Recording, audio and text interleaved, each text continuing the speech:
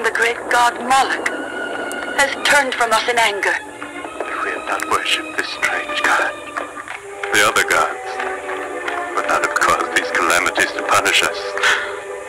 Demetra, beloved wife, you implored me. I gave you an altar to your god. Please let my people return to their deity, the great earth goddess, the mother of us all. So the child you carry in your womb, now the future king, will never make sacrifice to this bloodthirsty moloch. I will, my king. This I promise you. On the head of your firstborn child, your precious daughter Medea. Love her, Demetra, as if she were your own child, your own flesh. Alright, so the plot here comes to mind. If he is, this king that's passing away is the follower of an earth goddess, right? And the queen here is a follower of the dog god Moloch. And he's saying, raise my son in the ways of this earth goddess. How does this child, once it's born, ends up being a demigod that is the reincarnation of Moloch? Unless there's a portion they're not telling you here. Somebody performed a ritual invoking the spirit of Moloch when the stars were in their correct constellation to have that seed be the body and the flesh of Moloch walking on earth when he was allowed to be released from his cage. Your own blood. Asтерionis.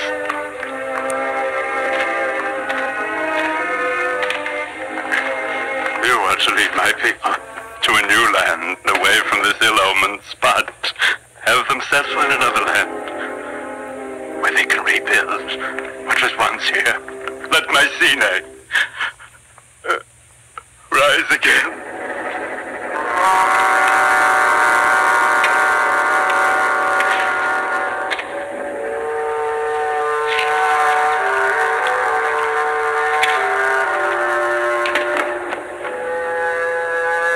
Let him rest forever in the old Mycenae.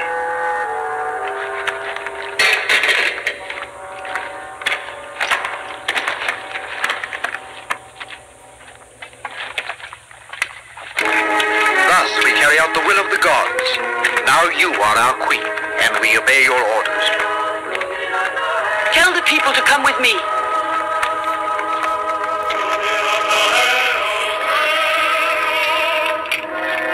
Of Moloch. I have dispatched messengers to all the conquered cities, asking for double tributes and double the number of hostages. And I alone, to the glory of Mycenae, of her deity, and of her gracious queen, will see that all requirements are fulfilled without fail. Do you think you can manage to conquer Tyrans? The impregnable city of Tyrans. The king of Tyrans will bow his head to the dust. He must if he wants to prevent his city from being wiped off the face of the earth.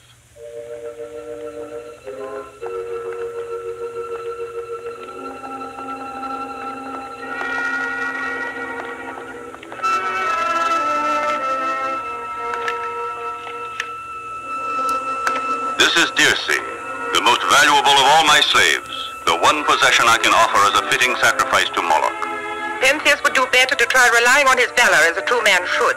He instead sacrifices young slave girls for his protection. You are young yourself, Princess Medea, and it's your beauty that pardons your offending me. Let us proceed. Follow me.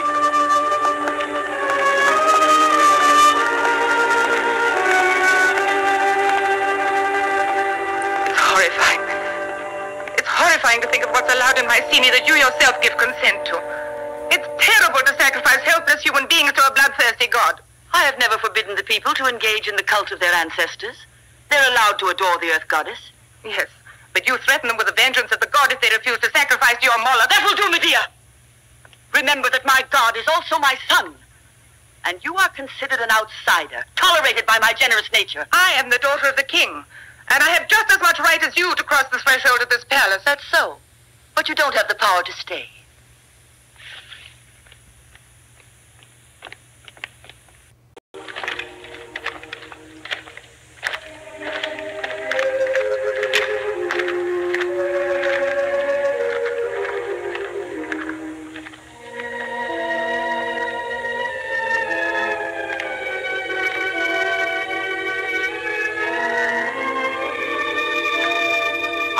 us Moloch, powerful and invincible god.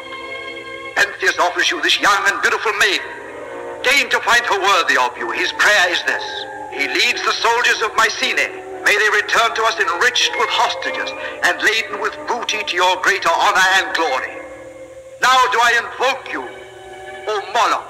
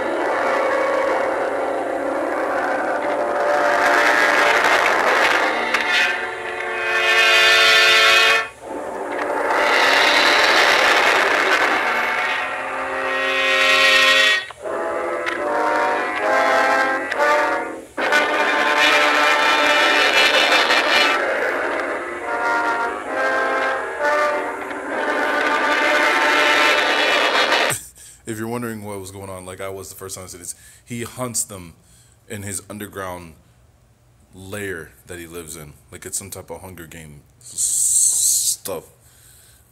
He hunts them with the bow and arrow and stuff like that.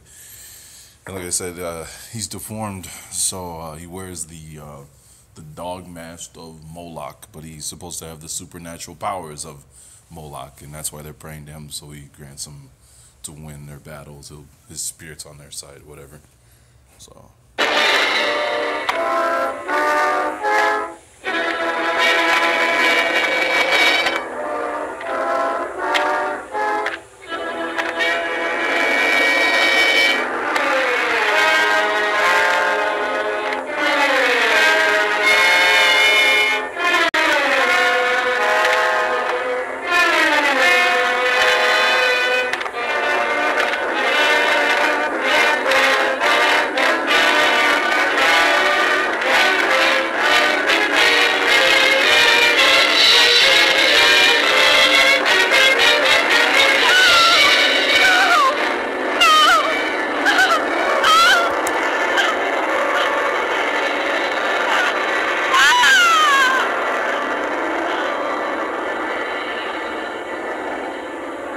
You have lost your beauty.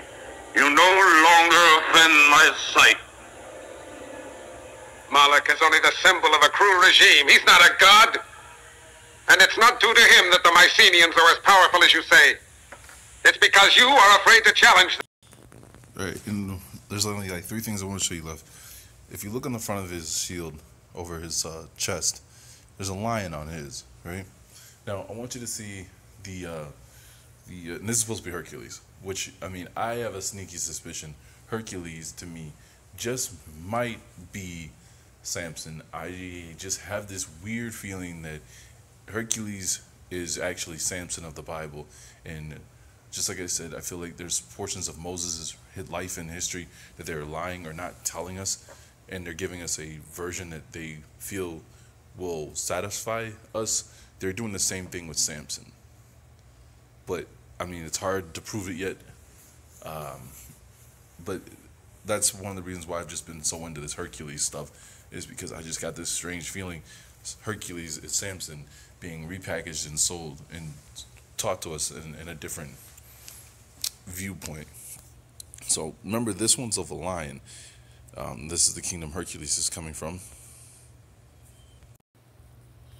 Now look at this, right? Look at this right here. Yeah, let me see if I can screenshot. Look at his shield. Tell me that does not look like the people from those was it Benin in Africa, where they have like all the plates that are buried in the ground of them wearing garbs and shields and riding horses and stuff like that. Stuff that you'd ask, why are they hiding this or burying this stuff, right? Bear with me for a moment, all right?